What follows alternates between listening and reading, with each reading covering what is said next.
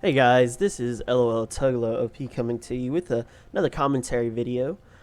I decided to play a few ranked games a couple days ago, and I ended up playing Orianna, and I did pretty decent. So I just wanted to bring this game to y'all and give you a little insight into Orianna, the Lady of Clockwork.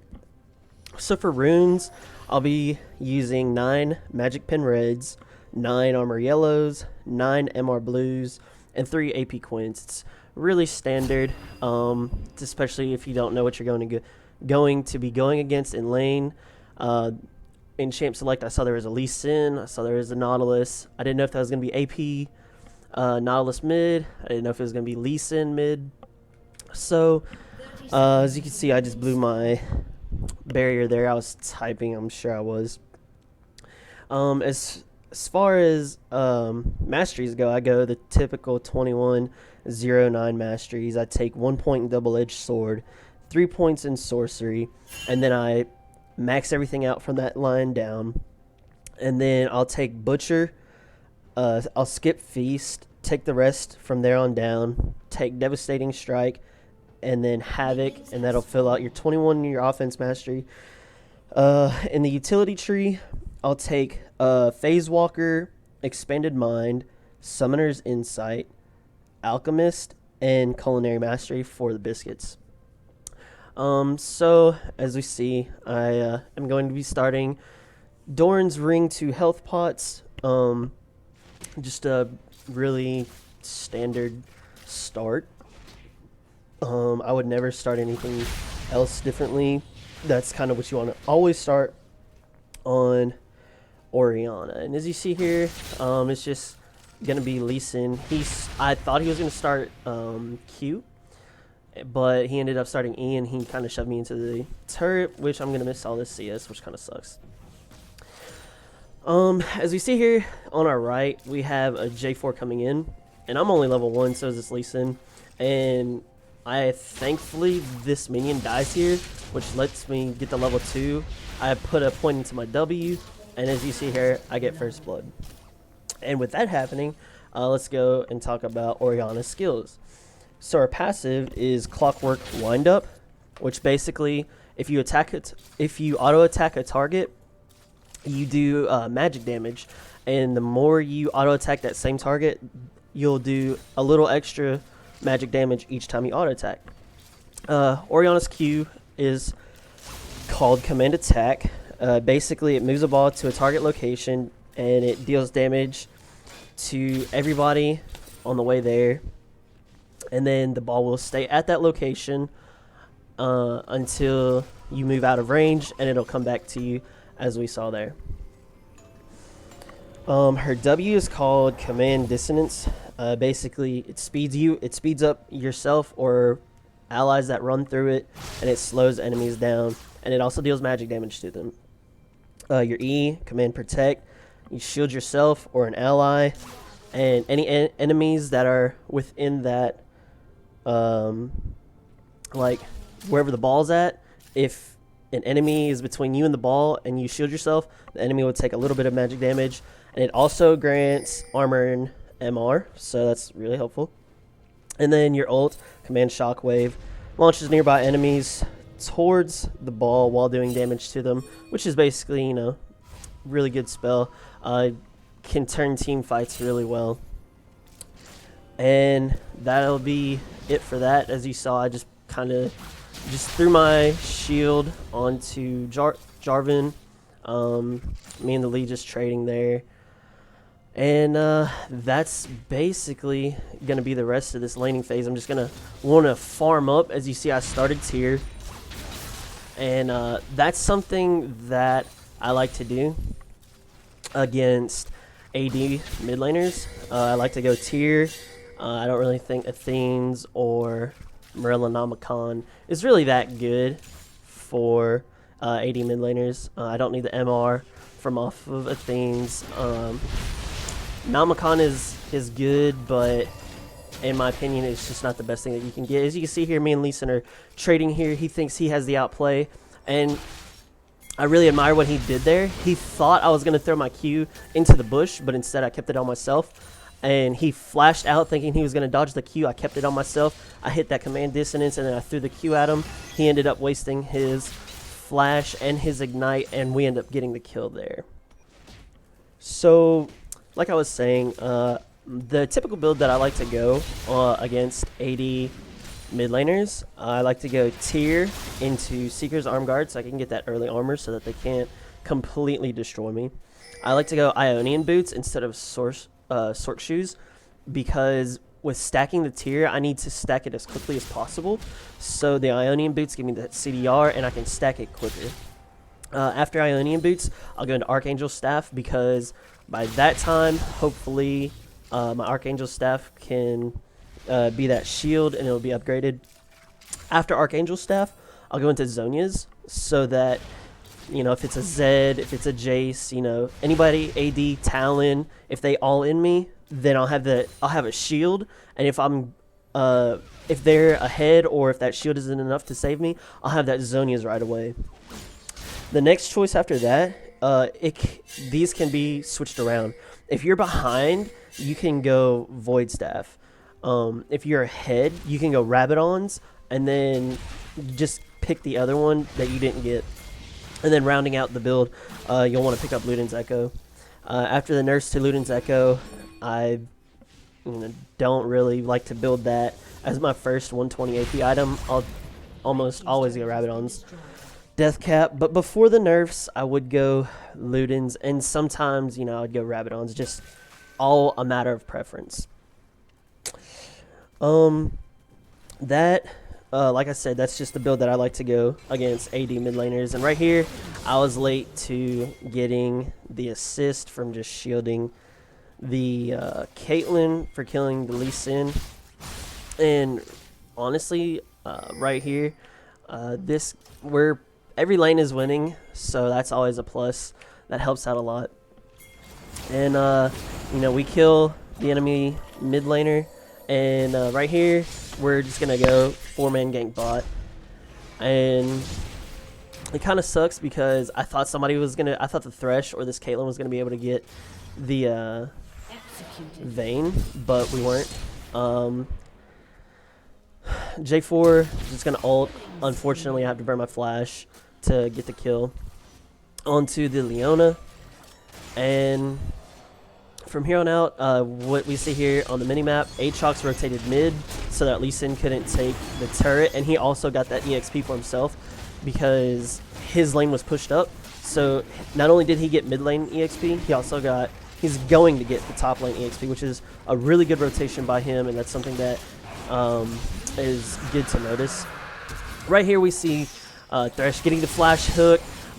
Lee Sin flashes out of the J4 flag and drag, and being Lee Sin, high mobility when he has wards, ward hops out, makes it out perfectly fine, no scratches. So right here, I just got done pushing up mid lane, and I see on the minimap that my team is fighting, so I'm gonna go try to roam up, try and get a kill, help save my teammates. Right here, just get the QW onto Leona. And I'm kind of greedy. I didn't even help my Aatrox, which is kind of sad.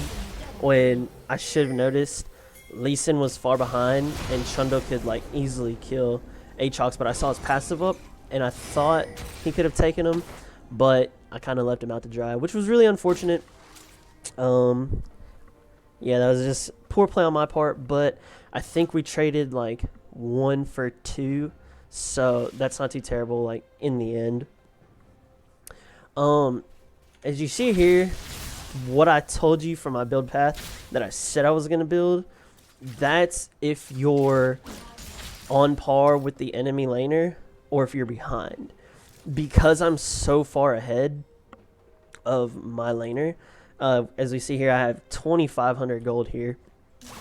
I can basically build as offensive as possible. There's no way that they'll kill me before I'll kill them.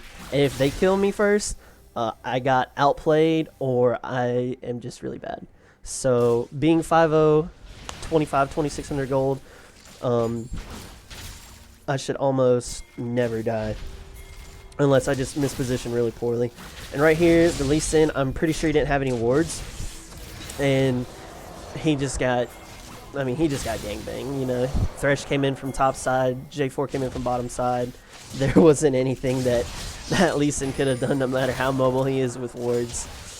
From here, I'll probably back and just get something really offensive. Probably get a death cap, honestly. Right here, Leona hit a 2-man stun. I got ulted by the Nautilus. Trunda ulted me.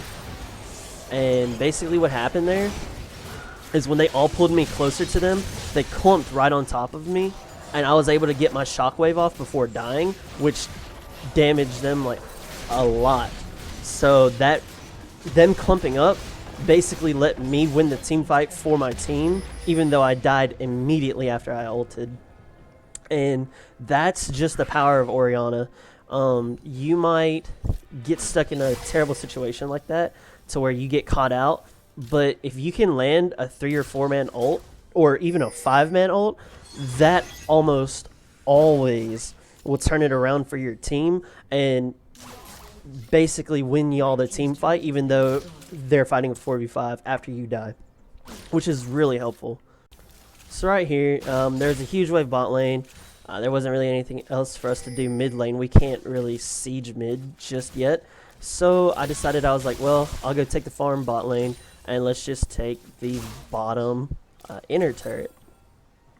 As you can see here, I bought Archangel's staff so I could get that shield as soon as possible, Seraph's Embrace shield.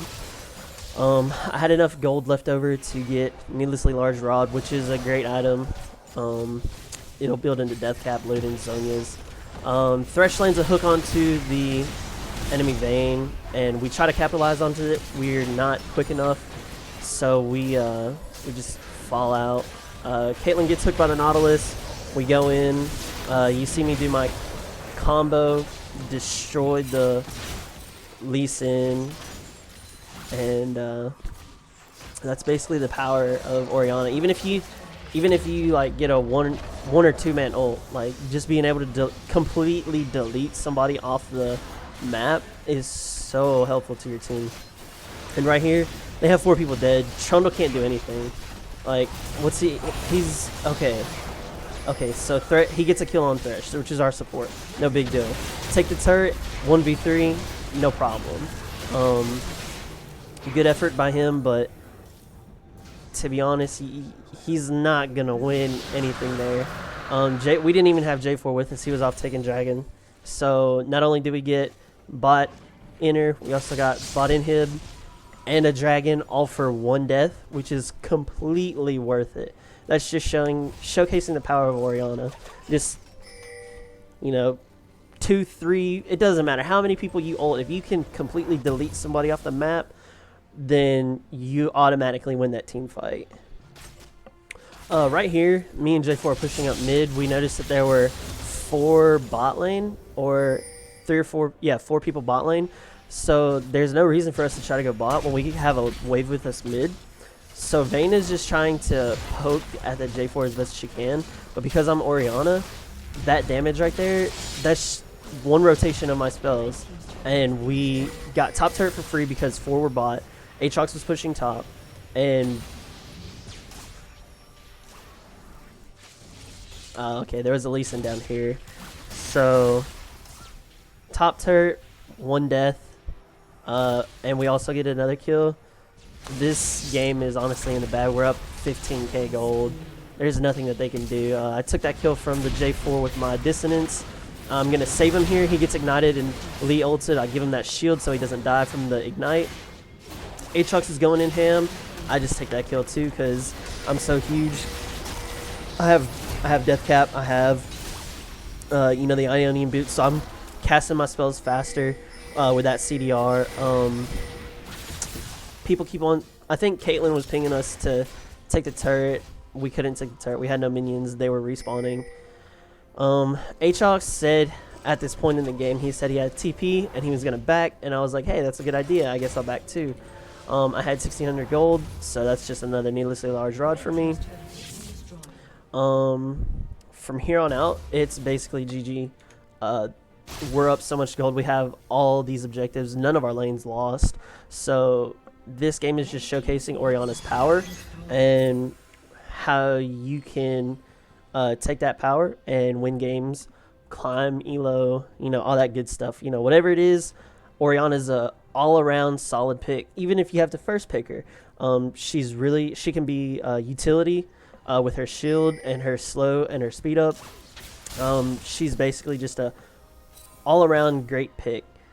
Basically right here, see 4 people mid, and I'm like, well, I have a huge wave with me. They have no turrets there, so nobody can 1v1 me. I may as well just push up bot lane, take an inhib for free. So basically, that's what I did. Vayne thinks, Vayne's smart. She knows not to mess with me. I'm 4 levels ahead of her. I've got 533 AP, 22 minutes into the game. There's literally nothing nobody can do to stop me unless they like 1v5 me. Right here, we have 2 inhibs down, so we may as well just go ahead and take Baron. It's a free Baron, and that's basically, after taking Baron, we can push top as a group. I think what actually happens ending up here is I go push top because, that's a juicy wave. And at this point, my team's so big that they don't even need me. They can just 3v5, 4v5, and, be perfectly fine. So that is it for this video. I wanted to say thank you so much for watching. I hope you enjoyed this Orianna commentary. If there's anybody that you'd like to see me play or give tips on, please comment below. I'll try any champion. I do prefer to play AD carry, mid, or support, but I'll do any champions that y'all would like to see. Thank you again so much for watching. I hope you enjoyed the video. Please don't forget to subscribe, like, share the video. Thank you so much.